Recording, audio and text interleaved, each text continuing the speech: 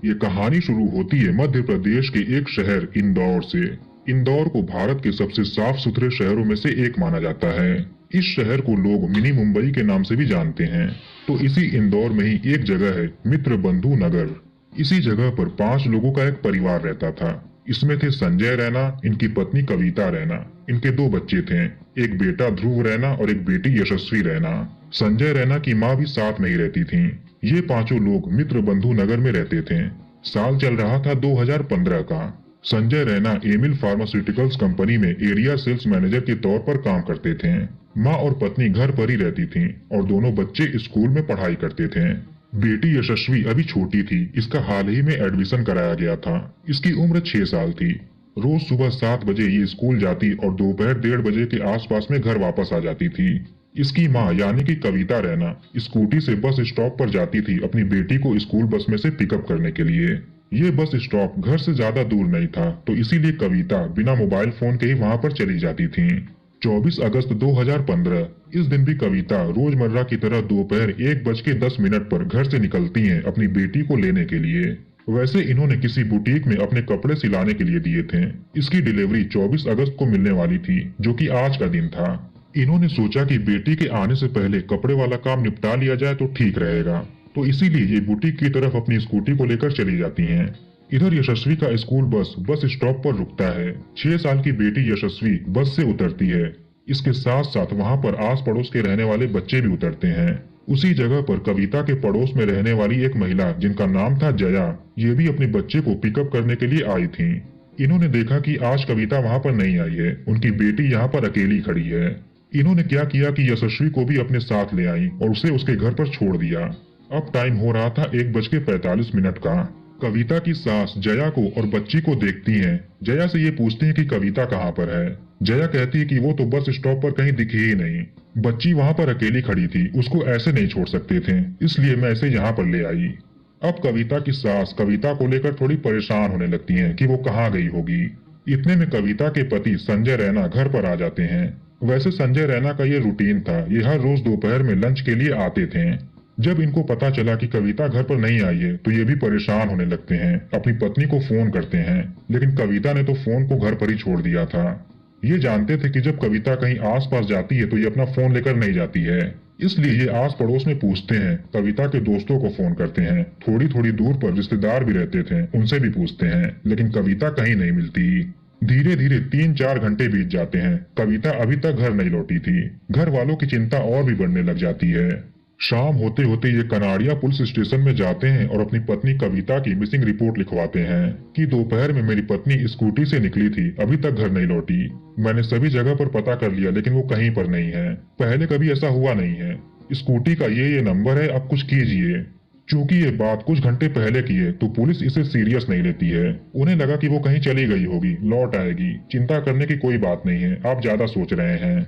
Police ये सब कहकर रिपोर्ट लिख लेती है और आसपास के एरिया में सर्कुलेट कर देती है जो भी इंफॉर्मेशन पति ने अपनी पत्नी के लिए दिए थे, जैसे कि उसकी उम्र, हाइट, पहनावा वगैरह।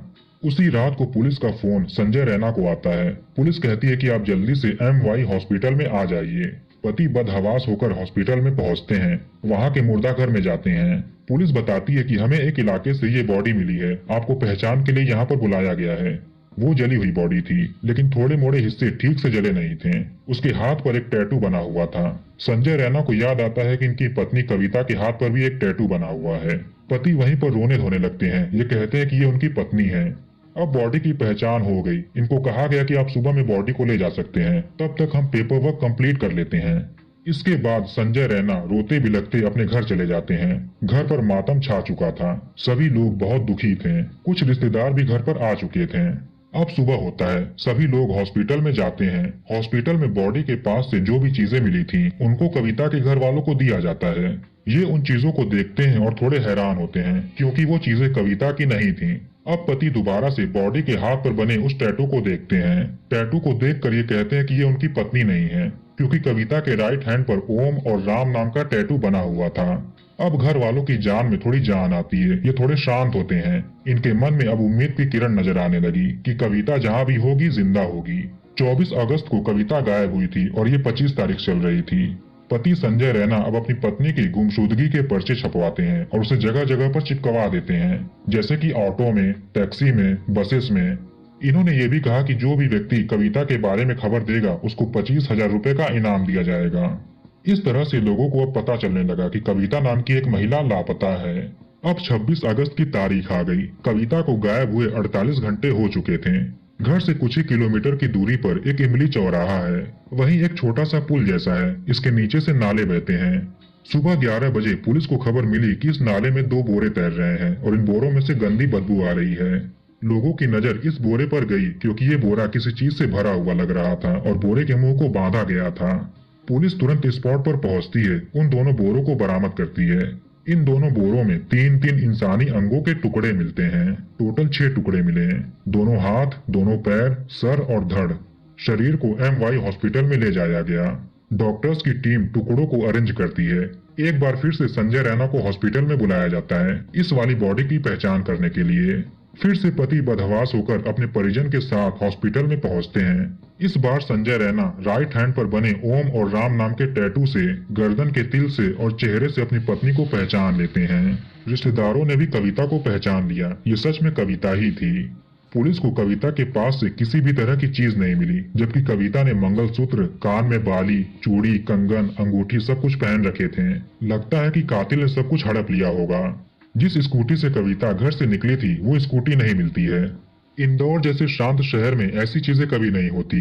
पहले ही पति ने अपनी पत्नी के पर्चे पूरे शहर में चिपकवा रखे थे। परिजनों ने भी फेसबुक पर पर्चों के फोटोज पोस्ट कर दिए थे। जब कविता की ऐसी खबर बाहर आई तो लोगों का गुस्सा फूट पड़ा। लोग जगह जगह पर धरना प्रदर्शन करने लगे। डॉक्टर्स की जो भी ड्यूटी थी उसको पूरा करके बॉडी को घर वालों को सौंप दिया गया। जब कविता की अंतिम यात्रा निकाली गई तो हजारों की संख्या में लोग वहां पर उमड़ पड़े थे। रास्ते में ही रोड पर अर्थी को रख करके लोग कातिल को पकड़ने के नारे लगाने लगे। माहौल इतना गर्म हो चुका था कि पुलिस डिपार्टमेंट के बड़े बड़े ऑफिसर्स वहां पर लोगों को समझाने के लिए आने लगे। जैसे तैसे लोगों का गुस्सा शांत होता है और कविता का अंतिम संस्कार किया जाता है। पुलिस के ऊपर अब दबाव पड़ने लगा था। क्राइम ब्रांच पूरी जांच को अपने हाथ में लेती है और अपनी इन्वेस्टिगेशन शुरू करती है। लोगों से पूछताछ की जाती है। पुलिस को लगने लगा कि इसके पीछे कविता की सास या पति का हाथ हो सकता है।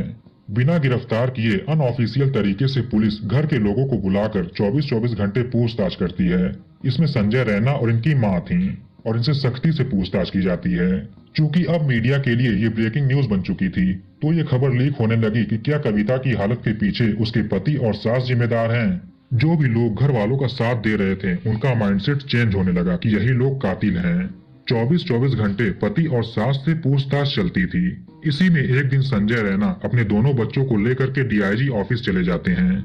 ये वहाँ कहते हैं कि कातिल को पकड़ने के बजाय आप लोग हम पर क्यों शक कर रहे हैं। हम खुद पहले से बहुत परेशान हैं। आप कुछ भी करिए लेकिन मेरी पत्नी के कातिल को पकड़िए।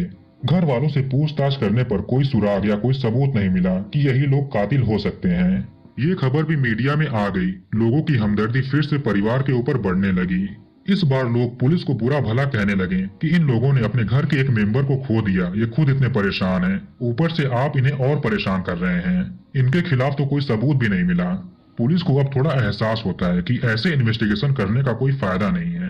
पूरे शहर की पुलिस को इस केस में लगाया गया। 70 से 80 पुलिस वालों की 4 अलग अलग टीमें बनाई गईं, जिसमें एक कांस्टेबल से लेकर के DIG तक शामिल थे। इन 4 टीमों को अलग अलग काम सौंपा गया। एक टीम टेलीकम्युनिकेशंस और बाकी के टेक्निकल एरिया को देखेगी, कॉल डिटेल्स की जांच करेगी, CCTV फुटेजेस देखेगी, कविता से किन लोगों ने फोन पर बात की, पूरे शहर में घटना के दौरान कितने कॉल किए गए थे।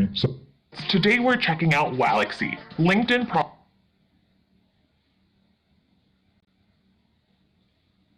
सबकी जांच करेगी। सेकंड टीम फॉरेंसिक और साइंटिफिक चीजों को देखेगी, फिंगरप्रिंट्स वगैरह का मिलान करेगी। थर्ड टीम का काम था क्राइम सीन को रिक्रिएट करना। स्कूटी से कहां गई, कैसे कैसे उसके साथ क्या क्या हुआ, कैसे कातिल ने इस घटना को अंजाम दिया होगा, ये सब कुछ देखा जाता है। ऐसा करना बहुत जरूरी था क्योंकि तभी पता चलेगा कि कातिल कहां पर गलती कर सकता है, कहां पर उसके सबूत मिल सकते हैं। चौथी टीम का काम था बाकी 3 टीमों से मिले हर छोटे बड़े इंफॉर्मेशन को वेरीफाई करना, एनालाइज करना, ये देखना कि इंफॉर्मेशन सही है या फिर नहीं, और साथ में जिन पर भी शक पैदा हो उन्हें उठा करके पूछताछ करना। ऐसे 4 टीमों का अलग अलग काम था। कविता के पति संजय रैना ने बताया कि 24 अगस्त को कविता को एक बुटीक पर जाना था। उसने कुछ कपड़े सिलने के लिए दिए थे। वो बुटीक महेश वैरागी नाम के एक आदमी और इनकी पत्नी मीना का है। पुलिस अब इन दोनों पति पत्नी को भी शक के घेरे में लेती है। इनके बैकग्राउंड के बारे में पता लगाया जाता है। मीना और महेश मूसाखेड़ी क्षेत्र के रहने वाले थे। मीना तो एक आम महिला थी, शक के घेरे से निकल गई, लेकिन पुलिस को महेश के ऊपर कुछ ज्यादा ही शक होने लगा था। कविता के परिवार से पूछताछ के बाद यही एकलौता इंसान था जिससे 22 दिनों तक लगातार पूछताछ हुई। इसका एक दोस्त था टीकम चंद देवड़ा, और टीकम का एक फ्लैट था महेश वैरागी के घर के पास। महेश के साथ साथ इसके दोस्त टीमक से भी पूछताछ होती है। जब कोई सबूत नहीं मिला तो इन दोनों को छोड़ दिया गया। पुलिस के अनुसार महेश वैरागी के ऊपर 2013 में अश्लील फिल्में बनाने और 2014 में धमकी के केस दर्ज हैं।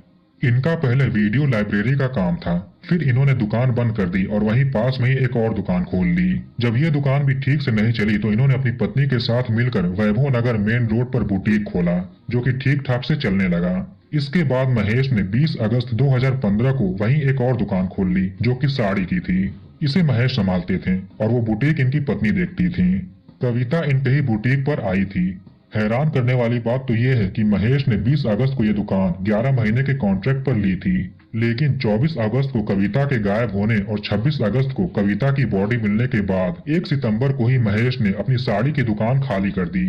ये भी शक का एक कारण था। पुलिस इससे पूछताछ करती है, फिर छोड़ देती है। फॉरेंसिक जांच में पता चला कि कविता की मौत लगभग 36 घंटे पहले हुई होगी। पहले किसी लोहे की रॉड से मारने की भी बात कही गई, फिर कविता के 6 हिस्से किए गए। घटना के समय यानी 24 अगस्त को कनाड़िया इलाके में इमली चौराहे के आसपास में नौलखा के साइड में जितने भी फोन कॉल्स किए गए उनकी जांच शुरू होती है। करीब 5 लाख कॉल्स किए गए थे उस समय। पुलिस के लिए ये चैलेंज था कि हर एक कॉल की जांच करनी है। पुलिस की टीम लगी रही। जांच करते करते करीब 1000 कॉल्स को सस्पेक्ट के तौर पर छांटकर अलग किया गया। इनकी अब बारीकी से जांच होती है, लेकिन कुछ भी नहीं मिलता। पुलिस की ये मेहनत बेकार गई। चूंकि कविता की स्कूटी अभी तक मिली नहीं थी, इसलिए स्कूटी का नंबर हर जगह पर फ्लैश हो रहा था। 30 अगस्त को किसी ने पुलिस को सूचना दी कि नौलखा बस स्टैंड के पार्किंग में एक स्कूटी है जो 4-5 दिनों से यहाँ पर पड़ी हुई है। इसका नंबर पुलिस को बताया जाता है। स्कूटी का नंबर सुनते ही पुलिस वहाँ पर पहुँच जाती है। ये स्कूटी कविता की थी, नंबर भी वही था और घर वालों ने भी इसकी पहचान की। स्कूटी को भी फॉरेंसिक जांच के लिए भेज दिया गया। अब ये सवाल उठा कि स्कूटी को बॉडी मिलने वाली जगह से इतनी दूर किसने पार्क की होगी। पार्किंग वाले गार्ड से पूछताछ की जाती है। इसको एक आदमी की फोटो भी दिखाई जाती है। वो थी महेश वैरागी की, जिसके बुटीक पर कविता गई थी। गार्ड इस फोटो को देखता है और उस आदमी को पहचान लेता है। ये कहता है कि इसी आदमी ने ही यहाँ पर स्कूटी खड़ी की है। पुलिस गार्ड से पूछती है, आपको इसका चेहरा कैसे याद है, जबकि यहाँ पर तो हर रोज सैकड़ों लोग आते होंगे। गार्ड कहता है कि जब ये आदमी यहाँ पर स्कूटी पार्क करने के लिए आया था तो मैंने बोला कि आप हैंडल को लॉक मत करिएगा, ताकि गाड़ियों को इधर उधर करने में आसानी हो। बड़ी गाड़ी जब आए तो उसका रास्ता बनाने में आसानी हो सके। लेकिन महेश ऐसा करने से मना कर देता है। इसी बात पर गार्ड और महेश में बहस हो जाती है। महेश गार्ड की नहीं सुनता है और स्कूटी को वहीं पर लॉक करके चला जाता है। महेश के बारे में एक और इन्फॉर्मेशन मिलती है कि जहां पर इसका बुटीक है उसके सामने एक इलेक्ट्रॉनिक शॉप है, वहां पर सीसीटीवी कैमरे लगे हुए हैं। महेश 26 अगस्त को वहां पर जाकर सीसीटीवी फुटेज देखने की बात कर रहा था। पुलिस ने सोचा कि वो सबूत मिटाने की कोशिश कर रहा होगा। एक टीम जाती है महेश को उठाने के लिए ताकि उससे आगे की पूछताछ कर सकें। इधर वो सीसीटीवी फुटेज देखा जाता है जिसको महेश देखना चाहता था। सीसीटीवी में महेश तो इलेक्ट्रॉनिक शॉप पर और बगल के राशन की दुकान पर आते जाते कई बार दिखाई दिया, लेकिन कविता वहां पर कहीं नहीं दिखी। पुलिस दोबारा से महेश को उठाती है और पूछताछ करती है। इस बार पूछताछ के बाद कुछ ही दिनों में उसे छोड़ दिया गया। पुलिस को जिन पर शक था, जैसे सब्जी वाले, दूध वाले, प्लम्बर, पड़ोसी, दोस्त, सबसे पूछताछ करते हैं। पिछले 10 सालों में कविता कहां पर गई थी, किससे किससे मिली थी, सब पता लगाया जाता है। इसमें बाजार, दुकानें, बच्चों के स्कूल, रिश्तेदारों के घर, फैमिली डॉक्टर, किसी को भी नहीं छोड़ा गया। ऐसे 177 लोगों से पूछताछ हुई, जिनमें से 100 लोगों पर शक हुआ। इन्हीं 100 लोगों में महेश वैरागी भी शामिल थे। कविता का घर, वो बुटीक, इमली चौराहा, महेश का घर। जब कविता का स्कूटी मिला तो उसमें कितने फ्यूल बचे थे, उसके आधार पर अनुमान लगाया गया कि वो कितनी दूर गई होगी। जहां से वो पेट्रोल भरवाती थी वहां से भी पता किया जाता है। सब कुछ 10 किलोमीटर रेडियस में था। पुलिस इसी 10 किलोमीटर के रेडियस में आने वाले कविता से जुड़ी जगहों को चिन्हित करती है और वहां हो रहे सारे मूवमेंट्स पर नजर रखती है। वैसे पुलिस ने जब दूसरी बार महेश को पकड़ा था और पूछताछ के बाद उसे छोड़ा था, इसमें भी पुलिस का एक प्लान था कि महेश के फोन को ट्रैक किया जाए कि दूसरी बार पूछताछ के बाद वो कहां कहां पर जाता है। ऐसे ही करके पुलिस को एक सुराग हाथ लगता है। महेश का एक दोस्त था टीमक चंद देवड़ा, इसके ही फ्लैट की लोकेशन महेश के फोन में दिख रही थी। इसका मतलब महेश यहाँ पर आता जाता है। पुलिस टीकम के घर पर जाती है और वहाँ रेड मारती है। पुलिस के अनुसार वहाँ पर टाइल्स के ऊपर खून के अंश मिले, चाकू व रॉड मिले जो शायद कत्ल में यूज हुए थे। उस दिन कविता ने जो कपड़े पहने थे उसे जलाने की बात कही गई। महेश ने अपने भी कपड़े जला दिए थे, ऐसा पुलिस का कहना था। पूछताछ करने के बाद वापस से महेश और टीमक को छोड़ दिया जाता है। पुलिस की पूछताछ करीब 107 दिनों तक चली। पुलिस ने कहानी बताई कि जब कविता उस बुटीक में आने लगी तो महेश ने उसे देखा। इसका कविता पर दिल आ गया, इसलिए इसने बुटीक के पास में ही साड़ी की दुकान खोली ताकि वो यहाँ पर भी आए। 24 अगस्त को जब कविता बुटीक में कपड़े लेने के लिए आई तो महेश ने कहा कि वो मेरे घर पर रखा हुआ है। इसके बाद ये कविता को अपने साथ दोस्त के फ्लैट पर लेकर जाता है और उसके साथ जबरदस्ती करने की कोशिश करता है। महेश कविता को काबू नहीं कर पा रहा था। इसे लगा कि कविता बच गई तो मेरा पोल खुल जाएगा, इसलिए इसने कविता के साथ वो किया जिससे पूरा इंदौर आक्रोशित हो उठा था। इसके बाद इसने शरीर के हिस्से किए और इमली चौराहे के नाले में फेंक दिए। 9 दिसंबर 2015 को पुलिस सुबह के समय महेश को उसके घर से ऑफिशियली अरेस्ट कर लेती है। शाम के समय एक प्रेस कॉन्फ्रेंस बुलाया जाता है। इसमें महेश के मुंह पर स्टिकर लगाकर और चेहरे को ढक कर लाया जाता है। वैसे कोर्ट का ये रूल है, जब तक अपराधी साबित ना हो जाए तब तक कोई भी उसका चेहरा पब्लिक नहीं कर सकता है। इसीलिए पुलिस ने उसका चेहरा ढका हुआ था, लेकिन स्टिकर वाली चीज ये सवाल खड़ा करने वाला काम था। पुलिस ऑफिशियल्स मीडिया के सामने महेश की सारी करतूतें बताते हैं, जो भी मैंने आपको अभी ऊपर बताया। पुलिस महेश को पकड़ी हुई थी। उसी समय ये मौका पाकर पुलिस के चंगुल से छूटता है और अपने चेहरे से कपड़े को हटाता है। फिर मुंह से स्टिकर को निकाल कर कहता है, पुलिस मुझे फंसा रही है, मैंने ये सब नहीं किया है, मुझे फंसाया जा रहा है। अब वहाँ पर हंगामा मच गया। जैसे तैसे पुलिस महेश को काबू में करती है और उसे वहाँ से ले जाती है। कहा तो ये भी जाता है कि इस घटना के बाद पुलिस ने महेश की खूब पिटाई भी की थी। 9 दिसंबर 2015 को पुलिस ने महेश को ऑफिशियली अरेस्ट किया था। मार्च 2016 में चार्जशीट तैयार की जाती है। इसमें मोटिव बताया गया कि महेश की कविता के ऊपर गंदी नजर थी। इसने उसके साथ जबरदस्ती करने की कोशिश की, लेकिन कविता ने इसका विरोध किया। इसीलिए महेश ने इस कांड को अंजाम दिया। सेशन कोर्ट में मुकदमा शुरू होता है। सारी सुनवाई होती है, दलीलें रखी जाती हैं। करीब 41 गवाहों ने अपनी गवाही दी। सारा कुछ देखने सुनने के बाद 18 मई 2018 को सेशन कोर्ट ने अपना फैसला सुनाया, जिससे वापस से पूरे इंदौर में गुस्सा फूट पड़ा। सेशन कोर्ट ने महेश वैरागी को बाइज्जत बरी कर दिया। सेशन कोर्ट ने कहा कि महेश के उस इलेक्ट्रॉनिक शॉप पर जाकर सीसीटीवी मांगना और कत्ल के बाद दुकान खाली करना तो साबित हो गया, लेकिन पुलिस ने जो अपनी कत्ल की कहानी सुनाई है उसका ना तो कोई सबूत जुटा पाई और ना ही कोई गवाह मिला जिसने महेश और कविता को साथ में जाते हुए देखा हो उस फ्लैट की ओर। उस फ्लैट में महेश के होने का कोई भी सबूत नहीं मिलता है। जो महेश का लोकेशन उस फ्लैट में दिखा रहा था, शायद पुलिस ये भी भूल गई कि महेश का घर भी वहीं पर है। महेश कहता है कि वो रोज शाम को दुकान बंद करने के बाद अपने घर पर जाता है। फ्लैट से कुछ ही दूरी पर इसका घर भी है। मूसा खेड़ी नाम के क्षेत्र में ये रहता है और ये फ्लैट भी वहीं पर है। जिस दोस्त का वो फ्लैट था उसने कहा कि पुलिस ने इसके ऊपर दबाव बनाया, अगर तुमने हमारे खिलाफ गवाही दी तो हम तुम्हें भी इस केस में फंसा देंगे। पुलिस ने केवल इसीलिए फ्लैट को टारगेट बनाया क्योंकि महेश ने इसे रेंट पर दिलवाया था। करीब 3 सालों तक जेल में रहने के बाद महेश जेल छूट गया।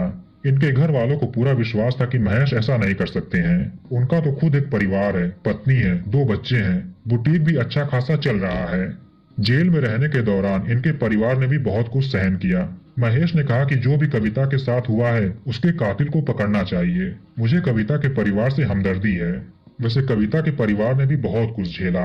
इस फैसले के बाद लोगों का नजरिया बदल गया। लोग कविता के घर वालों को भी शक की नजरों से देखने लगे। कोई भी उनके घर पर आता जाता नहीं है। सब लोगों ने रिश्ता तोड़ दिया। तो कहानी को यहीं पर खत्म करते हैं।